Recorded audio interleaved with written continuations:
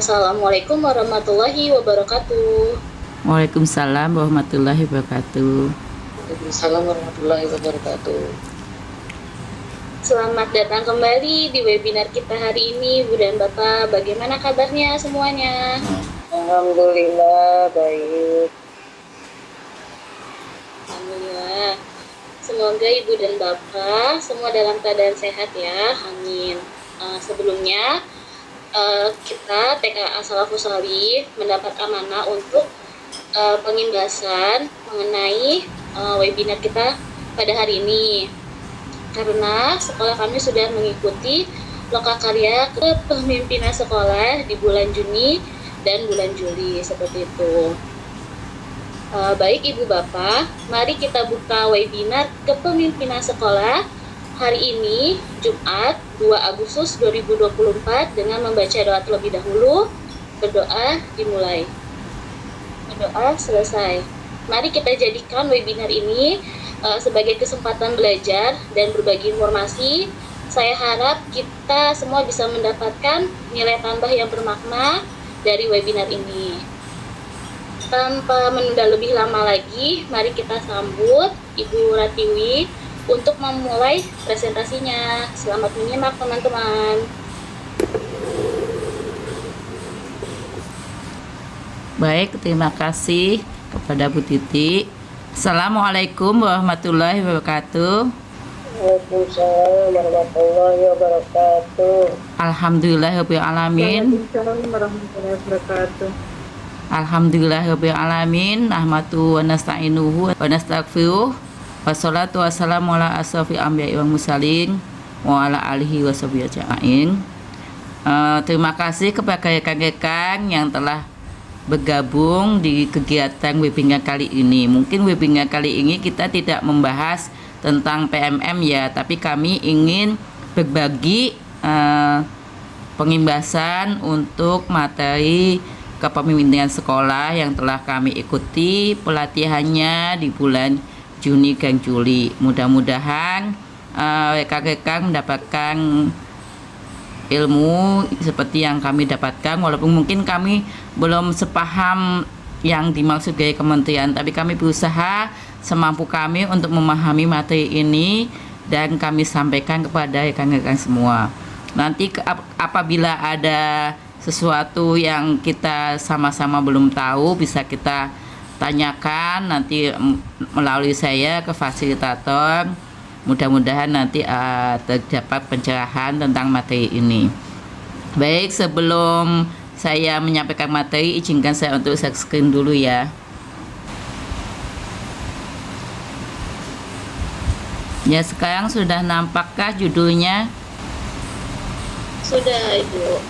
Baik, saya lanjutkan kegiatan pada kesempatan malam hari ini. Kami ingin berbagi mengenai kepemimpinan sekolah yang telah kami dapatkan materinya di bulan Juni dan Juli yang harus kami pengimbasan kepada rekan-rekan semua, yaitu webinar kepemimpinan sekolah yang kami sampaikan TKA Salafus Shalih PSP angkatan kedua. Sebelum kita ke materi, izinkan saya bertanya terlebih dahulu. Sebutkan 2 kebiasaan yang ayah bunda lakukan saat sampai ke sekolah pagi hari. Kira-kira ngapain aja ketika sampai ke sekolah? Silahkan. Salaman dengan ibu guru, dengan orang tua murid, juga bersama dengan siswa. Ya, yang lain silahkan. Kira-kira apa yang kita lakukan ketika sampai di sekolah? Menyambut anak-anak. Ya, kemudian Ya, melihat anak-anak. Menanyakan kalau bertemu orang tua, kita terus ngobrol sama anak juga. ya ngobrol. Ya, yang lain. Kira-kira kebiasaan apa nih ketika sampai di sekolah? Aku ketika media kayak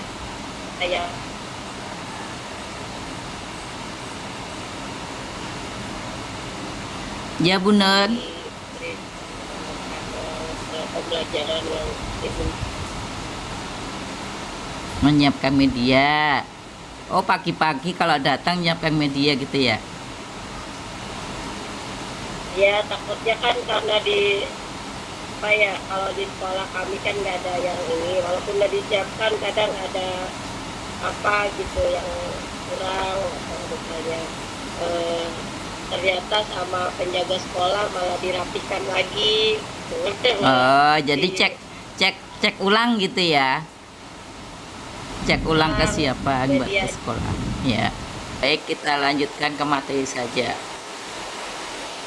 Ya, jadi 5 kebiasaan pemimpin yang efektif itu yang pertama yaitu mengelola waktu dengan cermat ya. Jadi waktu yang sempit misalnya kan bagaimana supaya efektif. Jadi bikin jadwal yang diikuti bersama antara baik kepala sekolah, guru maupun pelaksanaan pembelajaran ikutin waktu yang sudah ditentukan misalnya seperti itu. Kemudian yang kedua, mengusahakan hasil yang terbaik.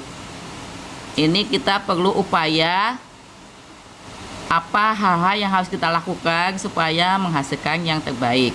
Kemudian memberdayakan potensi aset. Aset yang dimaksud di sini baik sarana prasarana maupun sumber daya manusianya ya. Jadi kita harus mengetahui kelebihan apa yang kita punya di sekolah ya. Misalnya sarananya apa yang bisa kita manfaatkan untuk pembelajaran apapun itu. Kemudian juga sumber dayanya ya, bukunya mempunyai potensi apa kita berdayakan. Selanjutnya menentukan skala prioritas. Jadi setiap kebijakan adalah mana sih yang lebih penting terlebih dahulu yang harus kita laksanakan atau kita selesaikan. Kemudian yang kelima yaitu mengambil keputusan berdampak. Bagaimana kita bisa mengambil keputusan berdampak? Itu ada 5T untuk mengambil keputusan berdampak. Yang pertama, telusuri kondisi kunci. Yang kedua, tentukan kondisi batasan. Yang ketiga, terapkan kondisi idealnya. Yang keempat, terapkan aksi nyata. Kemudian yang kelima, temukan umpan balik. Jadi kita telusuri dulu permasalahannya apa. Kita cari tahu seperti apa permasalahannya, kemudian kondisi batasan itu apakah yang sesuai dengan undang-undang atau visi misi sekolah atau adat istiadat atau aturan yang berlaku. Kemudian menerapkan kondisi ideal, sebaiknya apa sih yang harus kita lakukan tentang sebuah masalah. Kalau sudah kita tentukan nih apa yang harus kita lakukan, kemudian kita lakukan aksinya ya. Setelah kita melaksanakan aksi, maka kita akan mencari umpan balik apa hasil dari aksi nyata yang telah kita lakukan. Kemudian apa yang akan kita lakukan selanjutnya. Seperti itu. Yang pertama yaitu telusuri kondisi kunci. Misalnya kondisi sehari-hari. Contohnya misalnya kepala sekolah kesulitan untuk memimpin rapat refleksi rutin mingguan karena sering adanya kegiatan lain yang bersifat mendadak. Sebagai kepala sekolah, apa yang harus dilakukan ketika dia harusnya memimpin rapat nih, tapi seringkali ada kegiatan mendadak, apa itu di organisasi atau dari dinas, maka kita harus bisa membuat misalnya sudah kita tentukan hari ini ada kegiatan refleksi.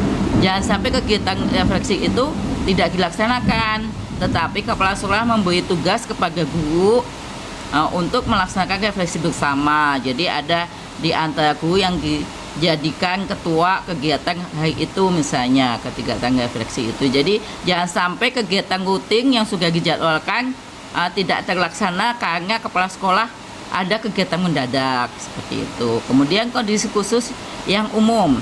Misalnya dana BOS belum cair selama 3 bulan, tapi operasional sekolah harus tetap berjalan. Apa yang harus dilakukan? Misalnya mencari talangan dana atau membuat prioritas mana dulu yang misalnya bisa ditunda pengeluaran biayanya, jadi ditunda terlebih dahulu, tapi yang harus pengeluarannya mencari dana talangan, misalnya seperti itu. Kemudian kondisi luar biasa, misalnya tiba-tiba nih 7 orang guru honorernya lolos P3K secara bersamaan, kemudian akan bertugas sekolah lain dalam waktu 6 bulan ke depan. Jadi ini kan sangat luar biasa ya, misalnya tiba-tiba gurunya misalnya ada 10, 7 lolos P3K seperti itu. Apa yang harus dilakukan oleh kepala sekolah? Tentunya ini luar biasa ya. Pasti tidak mudah untuk mencari guru pengganti. Selanjutnya kondisi umum baru, misalnya beberapa kali orang tua datang ke sekolah marah-marah karena anaknya dipukul atau berkelahi dengan siswa yang lain, misalnya permasalahannya seperti itu. Jadi orang tuanya mengadu. Apa yang harus kita lakukan selaku kepala sekolah maupun guru untuk menangani orang tua yang mengadu kalau anaknya dipukul atau berkelahi dengan siswa lain. Selanjutnya setelah adanya kondisi kunci, kemudian ada batasannya, batasan-batasannya itu undang-undang, peraturan yang berlaku, peraturan di suatu daerah, visi dan misi, kapasitas dan kapabilitas dan daya dukung. Jadi misalnya tadi contohnya misalnya BOP belum cair, nah, sementara kebutuhan kita mendesak.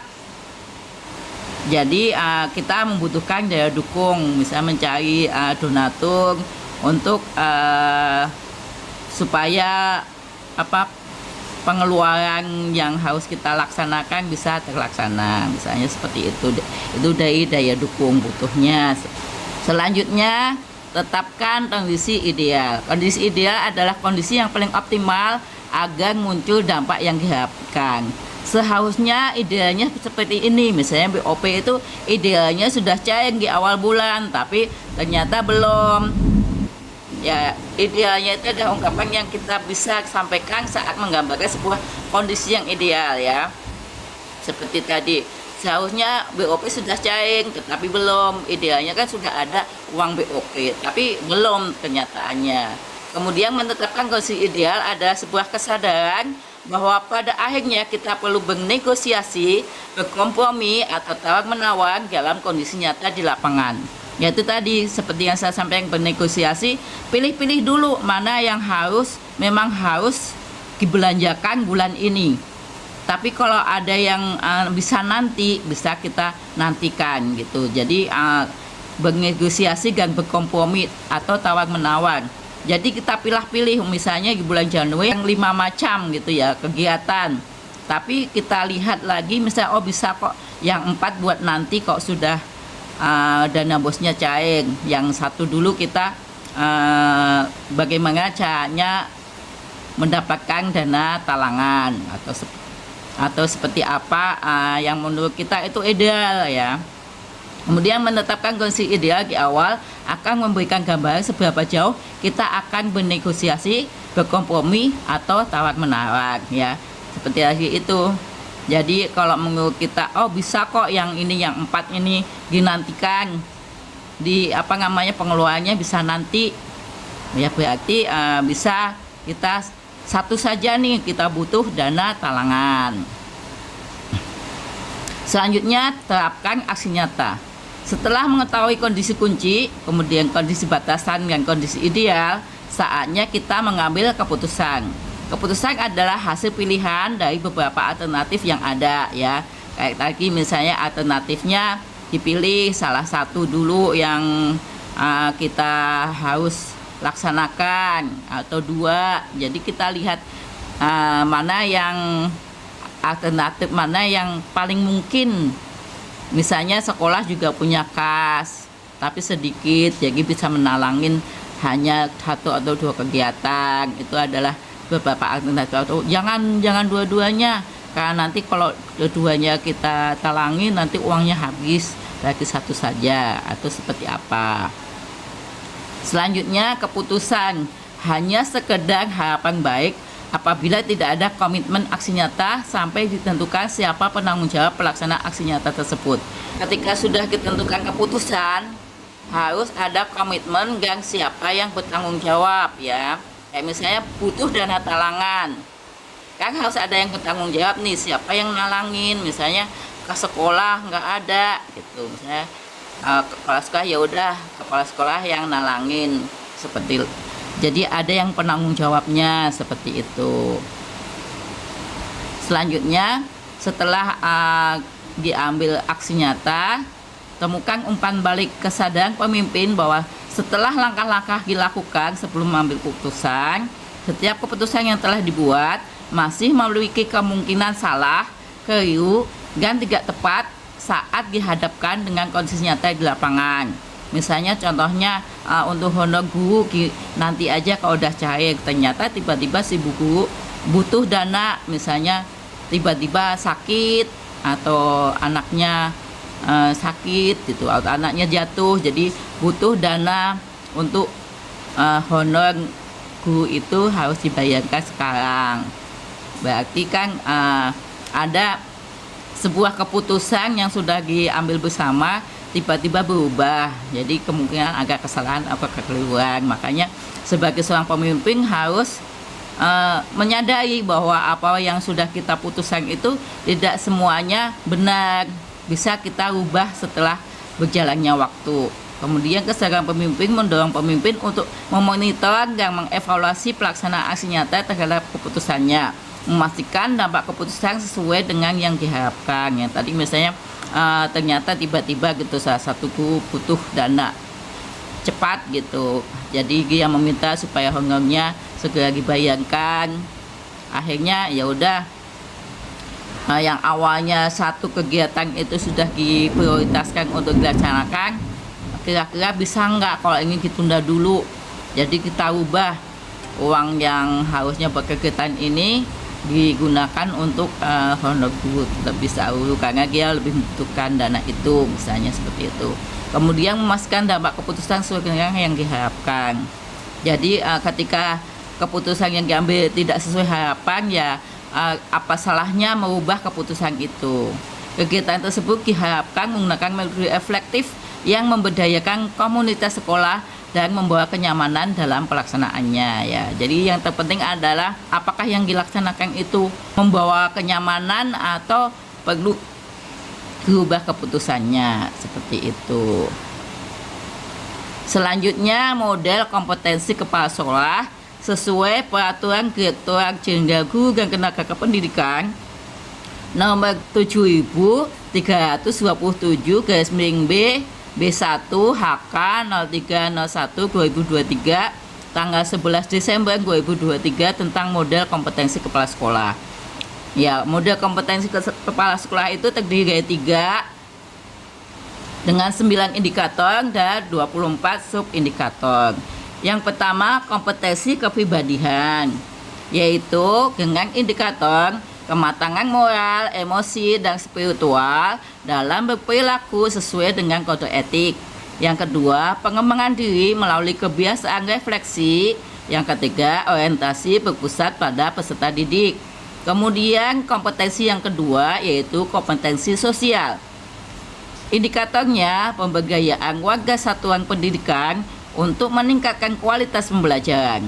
Yang kedua, kolaborasi untuk peningkatan kualitas satuan pendidikan. Yang ketiga, keterlibatan dalam organisasi profesi dan jejaring yang lebih luas untuk peningkatan kualitas satuan pendidikan. Selanjutnya, kompetensi profesional. Dengan indikator yang pertama, pengembangan visi dan budaya belajar satuan pendidikan. Yang kedua, kepemimpinan pembelajaran yang berpusat pada peserta didik. Yang ketiga, pengelolaan sumber daya satuan pendidikan secara efektif, transparan, dan akuntabel. Pemahaman. Indikator menjelaskan sejumlah perilaku kunci yang esensial dalam sebuah kompetensi. Ketika seorang kepala sekolah atau pengawas menunjukkan indikator dalam kepemimpinannya, maka dapat disebut memiliki suatu kompetensi. Yang pertama, kompetensi kepribadian. Dengan indikatornya ada 3, dan subindikatornya ada 9. Dari indikator pertama, kematangan moral, emosi, dan spiritual dalam berperilaku sesuai dengan kode etik. Dengan subindikator, makna, tujuan, dan pandangan hidup kepemimpinan satuan pendidikan berdasarkan prinsip moral dan keyakinan terhadap Tuhan Yang Maha Esa dalam memimpin satuan pendidikan. Jadi di sini seorang pemimpin harus memiliki keyakinan yang kuat terhadap Tuhan Yang Maha Esa. Kemudian yang kedua, pengelolaan emosi dalam menjalankan peran sebagai kepala sekolah. Jadi seorang kepala sekolah itu harus dapat mengelola emosi ya. Terkadang kan terkenalnya kok kepala sekolah itu galak gitu ya. Sebenarnya bukan galak ya. Sebenarnya kita harus tegas karena di sebuah lembaga itu perlu ketegasan. Kalau tidak nanti banyak program-program yang tidak terlaksana. Tetapi ketegasan yang kita laksanakan adalah dengan sebuah pertanggungjawaban. Kemudian yang ketiga, penerapan kode etik dalam menjalankan tugas dan peran sebagai kepala sekolah. Jadi seorang kepala sekolah itu memiliki kode etik dalam menjalankan tugas dan perannya sebagai kepala sekolah. Gimana harus mengayomi, harus bisa memberikan memberi motivasi, memberi dorongan kepada guru. Selanjutnya, indikator kedua, pengembangan diri melalui kebiasaan refleksi. Dengan subindikator yang pertama, refleksi dan perencanaan kebutuhan pengembangan diri untuk peningkatan kepemimpinan satuan pendidikan yang berpusat pada peserta didik. Jadi seorang kepala sekolah itu harus merefleksikan ya, apa yang telah dia buat rencana, apa yang telah dilaksanakan selama ini, apakah semua yang sudah direncanakan dan dilaksanakan itu sesuai dengan yang berpusat kepada peserta didik atau masih berpusat kepada guru. Jadi harus yang berpusat kepada peserta didik. Kemudian subindikator yang kedua, cara adaptif melakukan pengembangan diri untuk meningkatkan kepemimpinan satuan pendidikan yang berpusat pada peserta didik. Jadi selaku kepala sekolah kita harus selalu belajar mengembangkan diri ya, bagaimana supaya bisa menciptakan pendidikan yang berpusat kepada peserta didik. Jadi bukan udah sekarang begini, tapi kita harus terus belajar, meningkatkan kompetensi kita untuk memahami lebih jauh pembelajaran yang berpusat pada peserta didik itu seperti apa. Kemudian yang ketiga yaitu penerapan hasil pengembangan diri yang berkelanjutan untuk perbaikan kualitas kepemimpinan satuan pendidikan. Ya, di sini setelah kita melakukan pelatihan pengembangan diri ya, meningkatkan kompetensi segala macam, kemudian apa yang kita dapatkan kita terapkan di dalam pelaksanaan pembelajaran di satuan pendidikan. Selanjutnya, indikator orientasi berpusat pada peserta didik. Yang pertama, empati terhadap peserta didik dalam pengambilan keputusan. Jadi semua keputusan itu berlandaskan pada kebutuhan peserta didik ya. Jadi yang terpenting adalah apakah kebutuhan peserta didik itu terpenuhi ya. Dari semua keputusan kepala sekolah yang diambil adalah untuk kebutuhan peserta didik. Kemudian yang kedua, respek terhadap hak peserta didik dalam menjalankan perannya selaku kepala sekolah. Jadi kepala sekolah itu harus memperhatikan banget ya peserta didik itu haknya seperti apa, bahwa apapun yang kita laksanakan di pendidikan ini adalah untuk peserta didik, pokoknya seperti itu. Jadi ada memiliki respek. Kemudian yang ketiga, kepedulian terhadap keselamatan dan keamanan peserta didik sebagai individu dan kelompok dalam menjalankan peran selaku kepala sekolah. Jadi ini yang penting banget ya, bagaimana menciptakan keselamatan dan keamanan di sekolah. Misalnya contohnya di sekolah yang ada tangganya harus ada rambu-rambunya, bahwa anak-anak harus berhati-hati. Selain ada rambunya, tanda-tanda juga dikasih penguatan setiap hari ya. Anak-anak kalau naik tangga hati-hati, kemudian kalau ke toilet hati-hati karena licin. Kemudian juga keamanan itu adalah bagaimana menciptakan lingkungan sekolah yang nyaman ya. Jadi antar teman harus saling menyayangi, tidak berantem, tidak pukul-pukulan, itu harus selalu sering ditanamkan pada anak ya. Bisa juga dari awal kita buat kesepakatan kelas maupun keyakinan kelas ya. Jadi ada peraturan-peraturan yang dibuat bersama antara anak dan guru, kemudian disepakati bersama. Demi apa? Demi kenyamanan bersekolah.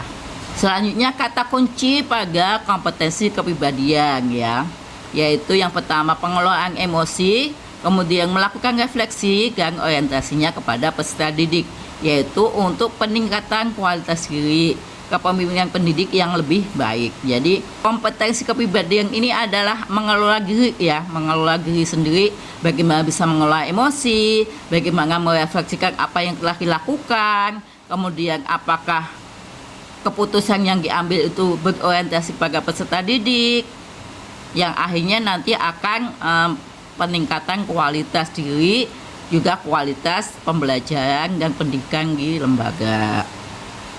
Selanjutnya kompetensi sosial dengan 3 indikator dan 6 subindikator. Indikator pertama, pemberdayaan warga satuan pendidikan untuk meningkatkan kualitas pembelajaran. Dengan subindikator yang pertama, pemberdayaan guru dan tenaga kependidikan untuk peningkatan kualitas pembelajaran di satuan pendidikan, yaitu bagaimana memberdayakan guru, maksudnya kompetensi guru juga ditingkatkan, kemudian juga dikasih motivasi supaya guru lebih maju. Tujuannya yaitu untuk peningkatan kualitas pembelajaran. Kemudian yang kedua, pemberdayaan orang tua wali untuk peningkatan kualitas pembelajaran di satuan pendidikan. Ya, ini termasuk juga kita mengadakan kemitraan dengan orang tua ya, di antaranya misalnya orang tua dijadikan sumber pembelajaran. Jadi kita kan tahu nih orang tua misalnya punya profesi apa. Misalnya contohnya orang tua ada punya profesi dokter atau polisi, bisa kita undang ke sekolah untuk menjadi sumber pembelajaran ya, seperti itu. Kemudian yang kedua, misalnya orang tua membantu dalam penyiapan makanan sehat, gizi seimbang. Kemudian yang ketiga, misalnya kalau di tempat saya orang tua dijadikan sebagai petugas perpustakaan. Kemudian yang keempat, orang tua membantu dalam pembelajaran proyek. Kemudian orang tua juga membantu dalam kegiatan outing kelas, seperti itu. Kemudian indikator kedua, kolaborasi untuk peningkatan kualitas satuan pendidikan. Yang pertama, komunikasi efektif dengan warga satuan pendidikan yang mengarah pada peningkatan kualitas satuan pendidikan. Jadi harus dibangun komunikasi yang baik ya, baik antara kepala sekolah, guru, maupun warga sekolah yang lain. Misalnya petugas kebersihan, ataupun orang tua murid. Jadi kalau kita komunikasinya efektif, baik, insya Allah tidak terjadi salah paham, tidak terjadi miskomunikasi. Kemudian yang kedua, pengorganisasian tugas-tugas bersama warga satuan pendidikan untuk peningkatan kualitas satuan pendidikan. Ya, di sini kita membagi tugas-tugas sesuai tupoksinya. Kalau guru ya kegiatan pembelajaran di sekolah, kegiatan pembelajaran di kelas, bagaimana dia merancang modul ajak, menyiapkan media pembelajaran, kemudian juga bagaimana dia menghadapi anak-anak. Kemudian untuk petugas misalnya tata usaha juga dia mempunyai tugas-tugas yang penting ya dalam ketatausahaan. Kemudian juga bisa juga membantu guru dalam penyediaan media pembelajaran, seperti itu. Kan masih banyak lagi tugas-tugas yang lain. Kepala sekolah juga selain dia seorang pemimpin juga dia bisa mengorganisasikan gimana sih biar sekolahan itu kondusif. Itu adalah tugas kepala sekolah untuk memberi motivasi, memberi dorongan, memberi masukan yang membangun baik kepada guru maupun tenaga kependidikan yang lain. Kemudian yang ketiga, inisiatif berkontribusi untuk mencapai tujuan bersama dalam peningkatan kualitas satuan pendidikan ya.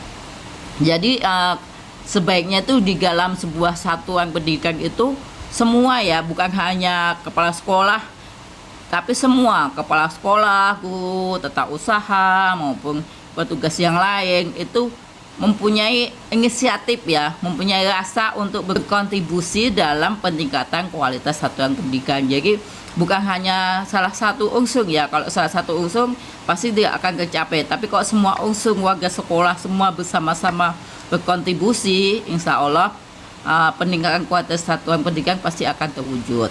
Kemudian yang ketiga, keterlibatan dalam organisasi profesi dan jejaring yang lebih luas untuk peningkatan kualitas satuan pendidikan. Dengan subindikator yang pertama, berpartisipasi aktif dalam organisasi profesi dan jejaring yang lebih luas untuk peningkatan kualitas kepemimpinan di satuan pendidikan. Jadi kepala sekolah aktif dalam organisasi mitra, misalnya kalau TK IGTKI, kalau PAUD Himpaudi, atau PKG untuk PAUD semua ya, PAUD formal maupun non formal. Jadi aktif di kegiatan yang ada ya. Jadi untuk peningkatan otomatis kan kalau kita aktif dalam berkegiatan, kemampuan kita juga akan meningkat ya. Kita akan melihat nih teman kita ya sama kepala sekolah seperti apa sih keistimewaannya, seperti apa sih kelebihannya, bisa kita tiru. Jadi tidak apa-apa ketika kita meniru kebaikan seseorang ya, untuk kebaikan kita juga gitu. Kemudian yang kedua, berbagi praktik baik dan karya tentang kepemimpinan satuan pendidikan untuk peningkatan kualitas satuan pendidikan yang berpusat pada peserta didik. Jadi kegiatan berbagi praktik baik itu bukan berarti yang membagikan itu sudah paham ya, tetapi dengan dia berbagi, dia membagikan apa yang dia ketahui, maka kemampuan dia akan bertambah gitu. Walaupun mungkin ketika berbagi misalnya kemampuan baru 50%, habis berbagi menjadi 70%, nanti berbagi lagi menjadi 80%. Jadi kemampuan kita akan bertambah ketika kita mau berbagi praktik baik ya. Apa yang menurut kita sudah kita laksanakan dengan baik, kita bagi kepada rekan-rekan ya. Nanti insya Allah ilmu kita akan semakin bertambah. Selanjutnya kata kunci pada kompetensi sosial ya, yaitu pemberdayaan warga sekolah, kolaborasi dan organisasi profesi ya. Seperti tadi ya, dari semua unsur baik guru, tenaga kependidikan ataupun tugas kebersihan dan orang tua berkolaborasi bersama-sama membangun ekosistem sehingga lingkungan belajar menjadi partisipatif ya. Di lingkungan belajar menjadi lebih baik, aman, nyaman, menyenangkan. Itu yang diharapkan ya ketika kita memiliki lingkungan belajar yang aman, nyaman dan menyenangkan ya. Karena lingkungan yang aman, nyaman, yang menyenangkan itu akan menjadikan anak betah bersekolah ya. Jadi nanti anak-anak bisa lebih bersemangat bersekolah, kemudian betah, kemudian pembelajaran lebih bermakna dan mereka mendapatkan pengetahuan yang lebih baik. Selanjutnya yang ketiga yaitu kompetensi profesional dengan 3 indikator dan 8 subindikator. Yang pertama, kepemimpinan satuan pendidikan dalam mewujudkan visi yang berpusat pada peserta didik dengan melibatkan warga satuan pendidikan. Ya, jadi visi yang telah dibuat haruslah berpusat pada peserta didik. Kemudian dalam pelaksanaannya mewujudkan visi itu adalah melibatkan seluruh warga satuan pendidikan. Kemudian yang kedua, pengembangan kebiasaan belajar sebagai cerminan visi satuan pendidikan yang berpusat pada peserta didik. Kebiasaan belajar itu harus kita tanamkan ya, bukan hanya pada peserta didik tapi juga kita selaku pendidik ya, baik kepala sekolah, guru atau warga sekolah yang lain harus mempunyai kebiasaan untuk belajar. Jadi kita selalu merasa kurang, apa yang kita tahu itu masih kurang. Jadi kita akan selalu belajar untuk dapat menciptakan pembelajaran yang lebih baik dan berpusat pada peserta didik. Kemudian yang ketiga, pengelolaan komunitas belajar dalam satuan pendidikan yang berbasis data dengan berorientasi pada peningkatan capaian belajar peserta didik ya. Jadi sangat penting sekali ya kita memiliki komunitas belajar di dalam satuan. Jadi yang terpenting adalah dalam satuan, dalam sekolah kita harus punya komunitas belajar, harus komitmen untuk belajar ya, minimal misalnya seminggu sekali atau seminggu 2 kali. Kalau di sekolah kami direncanakan seminggu 2 kali ya, walaupun mungkin sekali waktu seminggu sekali. Kalau seminggu sekali kita wajib ya pasti dilaksanakan. Kemudian nanti kalau misalnya ada kebutuhan mendesak, kadang 2 kali seminggu atau 3 kali seminggu ya. Jadi sesuaikan dengan apa yang akan kita bahas ya. Terutama bagaimana mengelola kelas ya, membuat modul ajar, kemudian membuat media pembelajaran yang semakin menarik setiap harinya, supaya anak juga lebih senang gitu. Oh, berubah lagi medianya, oh ganti lagi medianya, karena kita selalu belajar ya untuk memperbaiki apa yang sudah kita lakukan sebelumnya. Indikator kedua yaitu kepemimpinan pembelajaran yang berpusat pada peserta didik ya. Subindikatornya yang pertama, kepemimpinan pembelajaran dalam membudayakan lingkungan yang aman, nyaman, dan inklusif untuk warga satuan pendidikan. Ya, seperti yang tadi saya sampaikan ya, kita harus selalu membudayakan lingkungan yang aman, nyaman, dan inklusif ya, supaya anak merasa betah di sekolah ya, aman dari misalnya ruangannya juga aman, tidak ada barang-barang yang berbahaya. Kalaupun kita menggunakan gunting atau pencocok itu dengan aturan yang berlaku supaya anak menggunakannya dengan benar. Misalnya hari ini kegiatan menggunting, sebelum menggunting harus ada pijakan awal bahwa gunting itu adalah benda tajam, jadi harus berhati-hati menggunakannya. Yang boleh digunting apa saja ya, jangan sampai ya tidak pakai pijakan awal, tiba-tiba kegiatan menggunting si anak menggunting baju temennya atau menggunting rambut temennya, jangan sampai kejadian seperti itu ya. Jadi pijakan awal itu sangat penting ketika anak mau menggunakan benda-benda tajam dan berbahaya. Kemudian yang kedua, kepemimpinan pembelajaran dalam perencanaan, pelaksanaan, asesmen, dan pelaporan capaian pembelajaran peserta didik dengan memperhatikan karakteristik guru ya. Jadi kepala sekolah harus tahu nih karakteristik guru seperti apa, kemampuan guru seperti apa, sehingga jangan sampai nih kepala sekolah memerintahkan guru membuat perencanaan ataupun asesmen yang memberatkan guru. Jadi sebisa mungkin kepala sekolah itu membuat kemudahan ya, karena memang perencanaan dan asesmen itu kan harus dibuat terlebih dahulu sebelum pelaksanaan ya. Jadi ketika si guru ini harus membuat modul ajar, si kepala sekolah harus tahu seperti apa sih pembuatan modul ajar sehingga bisa memantau atau mengoreksi atau ibaratnya kalau misalnya memberikan masukan kepada guru, si kepala sekolah mempunyai kemampuan itu. Kemudian untuk asesmen juga sekarang kurikulum Merdeka itu dibebaskan ya, tidak kayak dulu harus banyak gitu. Harus ada anekdot record, harus ada checklist, harus ada hasil karya, unjuk kerja, segala macam. Sekarang dibebaskan. Misalnya hanya menggunakan 1 atau 2 juga dipersilahkan. Kalau di lembaga kami menggunakan untuk hariannya itu asesmen foto berseri. Karena di situ itu sudah mencakup banyak ya. Ada hasil karya ada di situ, kemudian anekdot record juga bisa di situ. Kemudian unjuk kerja juga bisa di situ. Jadi cukup dengan 1 asesmen bisa mencakup macam-macam asesmen yang sebelumnya. Kemudian teknik asesmen kalau di sekolah kami supaya tidak mengganggu. Jadi setiap hari cukup 1 anak yang di asesmen. Jadi supaya guru juga enggak kerjaannya moto aja gitu, karena 1 kegiatan itu kan 3 foto untuk foto berseri. Jadi 1 hari cukup memoto 1 anak dengan 6 foto 2 kegiatan, karena nanti kan akan berulang ya, maksudnya Senin, Selasa, Rabu, Kamis, Jumat, minggu berikutnya Senin, Selasa, Rabu, Kamis, Jumat. Nanti kalau sudah sejumlah anak misalnya 15 kan berarti 3 minggu, kemudian minggu keempatnya lagi balik lagi ya ke anak yang sama, Senin, Selasa, Rabu, Kamis, Jumat. Atau misalnya dibalik yang awalnya absen 1 ke 15, kemudian minggu yang keempatnya 15 mundur gitu absennya bisa. Selanjutnya indikator yang ketiga yaitu pengelolaan sumber daya satuan pendidikan secara efektif, transparan, dan akuntabel.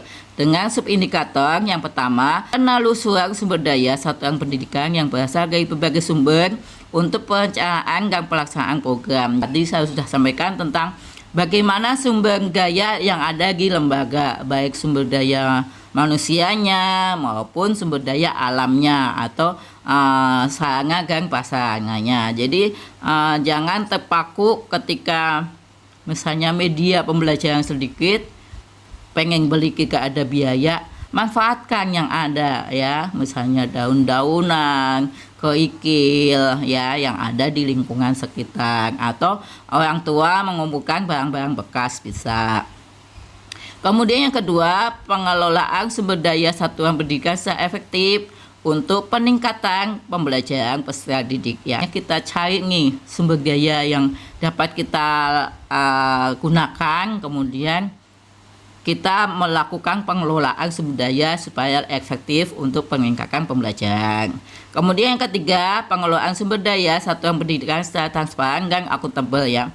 Apa yang sudah dikelola itu semua tahu ya, transparan dan akuntabel. Jadi tiga sembunyikan misalnya sumber daya pendanaan gitu, kita sampaikan secara transparan juga. Jadi guru juga tahu kalau misalnya sumber daya kita itu segini pakai untuk ini gitu, walaupun mungkin secara garis besar saja, atau kalau misalnya ada guru yang mau mengetahui secara detail juga silahkan, tapi kalau guru saya udah percaya, yang penting tahu oh iya kita punya sumber daya ini dipakai buat ini, seperti itu. Tapi kalau secara detail biasanya kan ke bendahara, ke tata usaha, dia akan tahu ketika misalnya guru penasaran nih, boleh ditanyakan seperti itu, karena itu termasuk juga transparan ya. Jangan sampai keuangan sekolah itu hanya kepala sekolah yang tahu, yang lain tidak tahu ya. Itu tentang pendanaan, dan sumber daya yang lain pun harus dijelaskan secara transparan. Kata kunci dari kompetensi profesional yaitu visi misi satuan pendidikan. Dari visi misi harus berorientasi kepada peserta didik, dan pengelolaan sumber daya yang ada harus transparan dan akuntabel, yaitu dengan pengembangan berbasis data ya, PBD ya. Kalau sekarang kekenanya PBD, bentar lagi ada jenjang untuk PAUD ya. Selanjutnya kita akan mendapatkan peningkatan layanan satuan pendidikan. Kemudian level kompetensi ya, di sini kita akan menilai lembaga kita masuk di level mana. Coba yang pertama level paham ya, kemampuan kepala sekolah untuk memahami pengetahuan tentang prinsip-prinsip, konsep, teori, dan praktis. Kemudian yang kedua, level dasar adalah kepala sekolah menerapkan pengetahuan tentang prinsip-prinsip, konsep, teori, dan praktis. Kemudian level ketiga atau menengah, yaitu kepala sekolah sudah bisa menganalisis prinsip-prinsip, konsep, teori, dan praktis. Yang keempat, level mumpuni, yaitu kepala sekolah sudah dapat mengevaluasi pengetahuan tentang prinsip-prinsip, konsep, teori, dan praktis. Kemudian level yang kelima yaitu level ahli.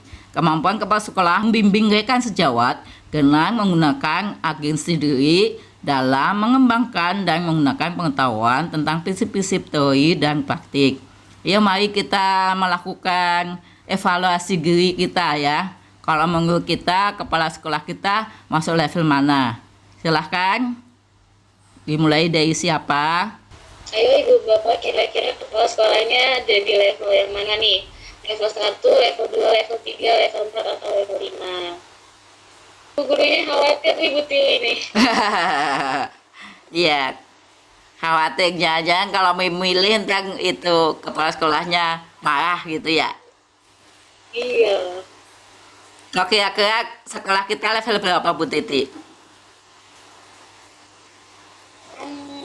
Level 1 Bu Tili sudah. Level 2 juga. Kayaknya sudah sampai level 5 deh Bu Tili. Waduh. Sudah bisa membimbing rekan sejawat dengan menggunakan agensi diri gitu. Gimana Bu Nur? Kira-kira Bu Nur masuk level berapa?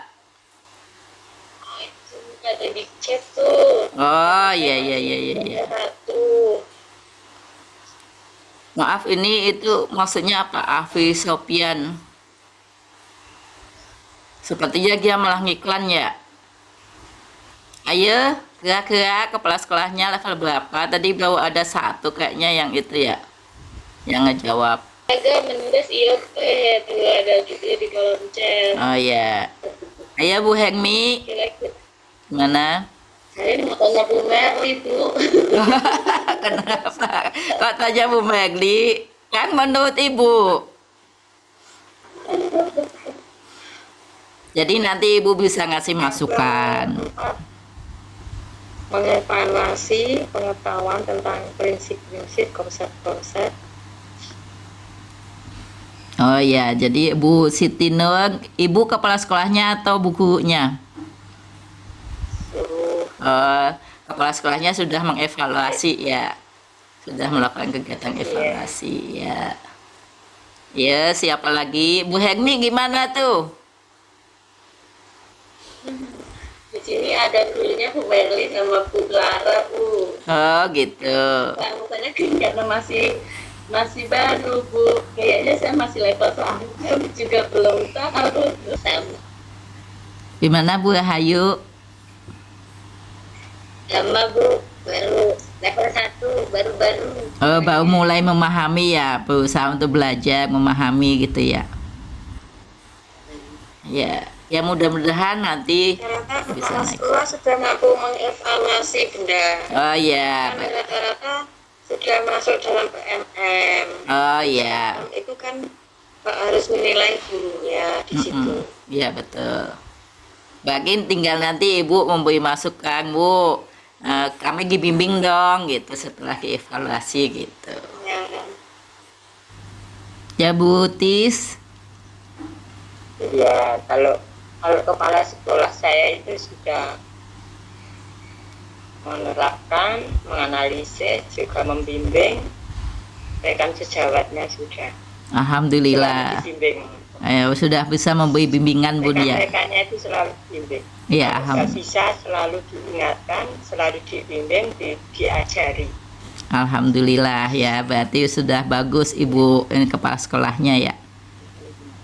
Ya, baik sekali. Iya, Sekolahnya. iya. Ini Ibu Diana kepala sekolahnya sudah masuk level keempat ya. Berarti nanti Ibu gurunya masih harus memberi masukan. Bu, bimbing kami dong. Ketika Ibu sudah mengevaluasi kami, apa kekurangan kami, seperti itu kan. Kan hasil evaluasi itu kan untuk supaya bisa memberi masukan ya kepada guru seperti itu. Jadi bukan evaluasi guru itu bukan berarti menilai si A nilainya 9, si B nilainya 8, bukan seperti itu ya. Tapi bagaimana kepala sekolah dengan evaluasi bisa memberi masukan kepada guru-gurunya. Ya gimana Bu Diana?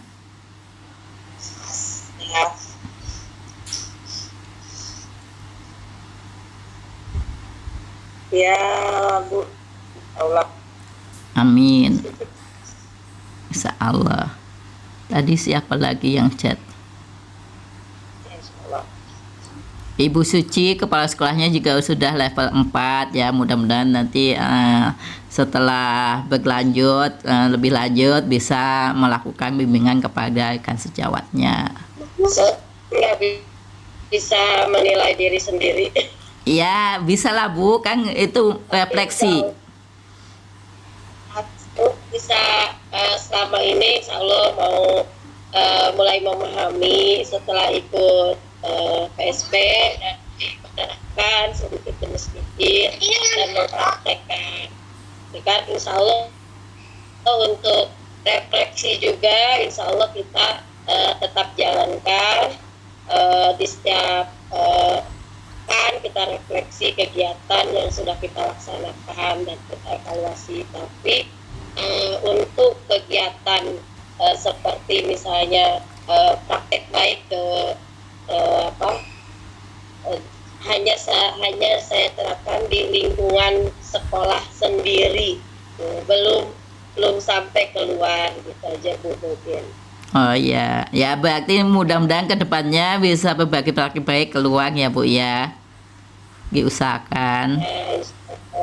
Ya karena kan punya punya kewajiban ya, sekolah penggerak itu punya kewajiban untuk membagikan praktik baiknya keluar. Tidak hanya dipakai sendiri gitu. Ya untuk Bu Yuli. Ya gimana? nggak ada suhunya, Bung Pratiwi. Ya jangan begitu kan, tetap aja maksudnya yang lain juga harus ikut ini, ikut berbagi juga gitu.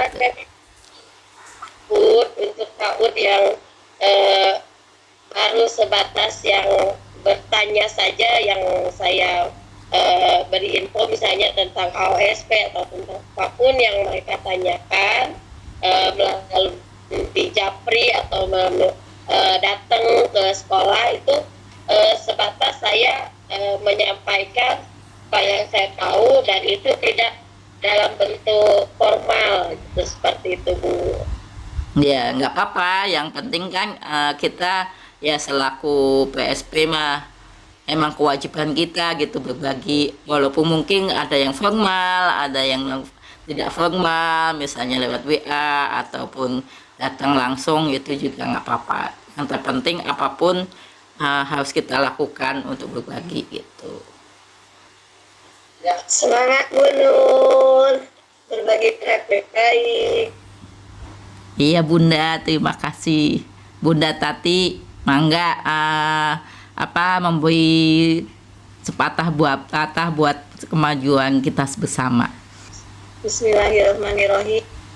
Alhamdulillah pada hari ini kita bisa temu ya, bertatap muka di webinar ini. Semoga kita semuanya selalu ada dalam lindungan Allah Subhanahu wa Ta'ala. Saya terima kasih kepada Bu Haji Ratiwi sebagai Kepala Sekolah di As-Salafus Sholeh yang telah memberikan pengimbasannya. Semoga pada hari ini kita semua mendapatkan manfaatnya dari pengimbasan ini. Kemudian teman-teman sudah memilih level kompetensi untuk di kepala sekolah, bisa memilih level-level 1, 2, 3 atau sampai di 6 level ya. Jadi sudah bisa mengukur kemampuan sebagai kepala sekolah di kepemimpinan ini, sehingga Bu Haji Ratiwi pada hari ini kita bisa kepala-kepala sekolah yang ikut di webinar ini bisa memberikan kemampuannya, bisa menginikan kemampuannya sendiri, memperlihatkan kemampuan sendiri. Tidak mungkin kan kalau Bu Nur di level 1 atau level 2, jadi bisa memilih dan bisa merasakan sendiri di dalam kepemimpinan ini. Jadi semoga praktek-praktek baik yang diberikan dalam pengimbasan Bu Haji Ratiwi ini menjadi inspirasi dan menambah pengetahuan atau keterampilan-keterampilan yang diberikan pada hari ini, pada malam ini. Mungkin itu yang bisa saya sampaikan. Semangat buat semuanya. Semoga kita selalu terus diberikan manfaat ilmu walaupun dari teman-teman yang ada di lingkungan kecamatan atau dari teman-teman yang di luar lingkup kecamatan.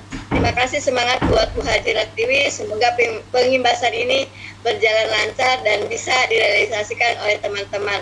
Sekian dari saya. Assalamualaikum warahmatullahi wabarakatuh. Waalaikumsalam warahmatullahi wabarakatuh.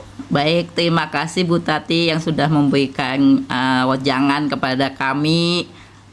Kami lebih bersemangat karena Bunda selalu membimbing kami, memberi support, mendorong kami terus butuh itu ya untuk selalu bisa survive selama kita menjalankan program-program ini. Baik teman-teman, cukup sekian apa yang saya sampaikan, mudah-mudahan bermanfaat bagi teman-teman. Bu Titi mungkin bisa nge-link itunya presensi. Baik, untuk Ibu Bapak link presensi dan untuk sertifikat itu saya tulis di kolom chat ya. Mohon untuk tidak di-share di grup. Ya, silahkan rekan-rekan copy dulu, kalau misalnya ini linknya copy dulu, nanti bisa diisi kemudian untuk presensi, dan insya Allah nanti sertifikat akan kami bagikan lewat email yang Bapak Ibu tuliskan. Jadi mohon menulis alamat emailnya, jangan sampai keliru, jadi nanti sertifikatnya bisa sampai seperti itu. Ngaji awas lupa foto bersama. Oh iya betul. Saya tutup dulu ininya, share screen-nya. Ya silahkan dibuka untuk kameranya ya, kita mau foto bersama. 1, 2, 3. 1, 2, 3. Baik, terima kasih kepada Ibu Tiwi atas pemaparannya. Mungkin teman-teman ada yang ingin ditanyakan? Izin bertanya Bu. Iya silahkan. Bu Tiwi, ini keluar dari ini ya, dari judul ini. Ya, Kemarin kan Bu Tiwi pernah share yang modul ajar itu, ya. yang modul ajar ya. Saya mau tanya, kalau asesmen awal kan yang Bu Tiwi itu ketika MPLS yang minggu pertama. Nah, kalau sekarang kan minggu sudah masuk pembelajaran minggu kedua ya. Nah, untuk asesmen awal minggu ini ngambilnya bagaimana? Terus kan hari Senin itu sudah masuk ke pembelajaran. Kan harusnya sebelum pembelajaran itu, sebelum ke tema yang baru, kita harus adakan asesmen awal dulu. Nah, itu untuk asesmen awal itu dilakukannya kapan gitu, Bu? Oh iya baik. Jadi kan waktu MPLS itu kita sudah melaksanakan asesmen awal secara global ya, 6 kemampuan pondasi. Ya kan Bu? Ibu sudah laksanain itu belum? Semua kemampuan sudah Ibu asesmen belum? Sudah. Sudah kan? Sudah ada hasilnya kan? Jadi hasil asesmen awal yang 6 kemampuan pondasi itu tidak semuanya harus langsung kita laksanakan di minggu pertama. Ya, jadi kita pilih dulu nih yang mau kita laksanakan minggu pertama, yang mana dulu gitu. Kan hasilnya kan banyak kan hasil asesmen. Kami aja kemarin banyak kok hasil asesmen yang didapat. Misalnya nilai agama gitu kan. Misalnya contohnya nilai agama adalah mengenal Tuhan gitu kan. Dari mengenal Tuhan kan ada anakannya lagi gitu kan. Ada misalnya menyebutkan nama Tuhan, menyebutkan nama ciptaan Tuhan gitu. Jadi kita ambil 1 atau 2 dulu buat di minggu pertama. Kemudian nanti kita ambil lagi ke minggu kedua, ambil lagi sampai hasil asesmen awal yang kita laksanakan di MPLS itu habis. Nah, kalau sudah habis, kemudian kita kan setiap harinya juga melakukan asesmen kan ya, melakukan asesmen kegiatan anak. Nah, kan ada hasilnya juga. Hasil asesmen dalam pembelajaran itu juga kita bisa gunakan untuk kegiatan pembelajaran selanjutnya. Misalnya kita mengasesmen ada anak misalnya belum bisa mengurutkan angka gitu kan. Mungkin bisa 1, 2, 3, 4, 5 nyebutin mungkin bisa. Tapi ketika mengurutkan angkanya atau memilih angka belum bisa gitu kan. Itu hasil asesmen minggu pertama misalnya. Itu bisa menjadi asesmen awal di minggu selanjutnya seperti itu, Bu. Jadi hasil asesmen di minggu-minggu setelahnya itu bisa kita jadikan asesmen awal buat minggu selanjutnya begitu. Kalau sudah habis asesmen awal di MPLS, tapi habisin dulu hasil asesmen awal di MPLS, mana-mana yang harus kita kembangkan gitu, mana-mana yang kemampuan anaknya sebagian besar belum bisa gitu. Kadang kita kan pede aja, udah bisa anak-anak menghitung, padahal ketika kita satu persatu dicoba ternyata enggak seperti yang kita sangkakan gitu. Jadi memang benar-benar ketika kegiatan pembelajaran pun kita mengambil asesmen adalah memang real gitu. Jadi itu bisa menjadi asesmen awal di minggu selanjutnya seperti itu, Bu. Jadi kalau misalnya temanya kan, misalnya minggu ini kan kita temanya itu tubuhku ciptaan Tuhan tuh, tapi untuk topiknya kita aku anak soleh. Nah, untuk subtopiknya kita ambilnya tubuhku ciptaan Allah. Nah, itu berarti tidak sesuai topik juga, tidak apa-apa gitu untuk asesmen awalnya.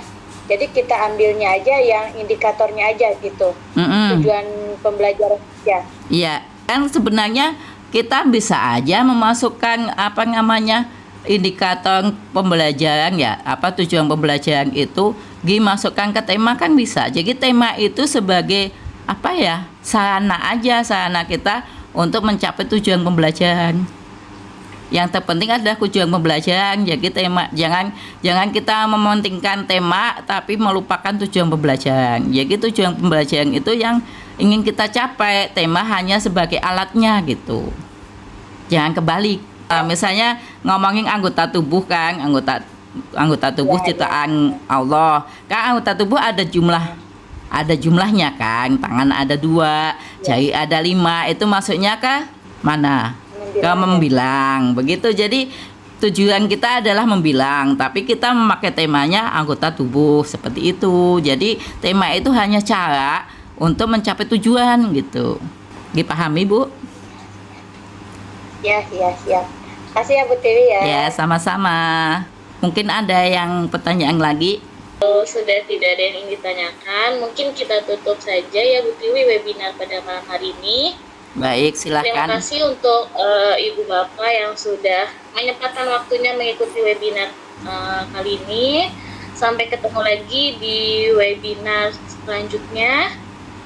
Assalamualaikum warahmatullahi wabarakatuh. Waalaikumsalam warahmatullahi wabarakatuh. Ya, silahkan jangan lupa ya isi absennya ya. Terima kasih Bu, terima kasih semuanya. Sama-sama.